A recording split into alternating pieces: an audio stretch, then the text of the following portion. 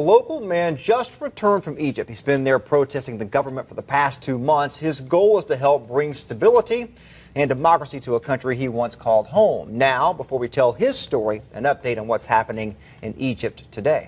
Violent clashes between Egyptian security forces and supporters of ousted President Mohamed Morsi have left 150 dead and hundreds more wounded.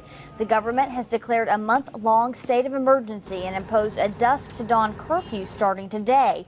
Earlier today, Egyptian security forces had bulldozers, armored vehicles, and tear gas to clear out areas occupied by supporters of ousted President Mohamed Morsi, and interim Vice President Mohamed El-Baradei resigned. Last month, the Egyptian military removed Morsi from power, and ever since, the country seemed to be teetering on the brink of a civil war. Morsi supporters have staged sit-ins for weeks, declaring they would not give up until the former president was put back into power. Now to the Chattanooga man who has just returned from there. He's been in Egypt leading protests. News Channel 9's Micaiah Thurman joins us now with his story. Micaiah.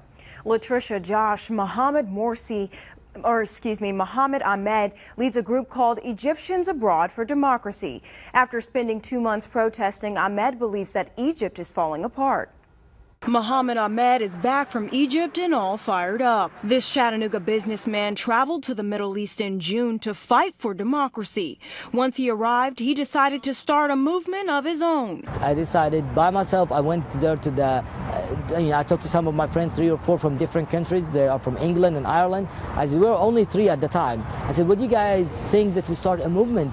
Ahmed organized the group known as Egyptians Abroad for Democracy. Their main goal is to spread America's philosophy. What I learned here in the States, I wanted to preach it over there. I wanted to talk to the people to respect other people's opinion. I've spent most of my life here in this great country. I learned democracy here. I learned freedom here. Ahmed believes that living in both countries has allowed him to have a unique perspective on Egyptian protests. Living abroad makes you see the whole picture from outside and can make you understand. This is just one of the protests Ahmed organized during his visit. From sit-ins to marches in city squares, Ahmed's group has collected thousands of followers. You know, when you live abroad and you see your second country is getting out of corruption and going back to the right path, and you see all of a sudden it's been assassinated and someone trying to take it back again 60 years. But Ahmed's leadership brings with it a sense of responsibility. During our interview, he took a phone call from Egypt in which he learned that one of his group's members had been shot in the leg. The hospital, Square Hospital. Now Ahmed is looking to gain more support here on American soil. That's why I'm urging all the free people of the whole world, especially the United States, to support the democracy in Egypt, to support the human rights.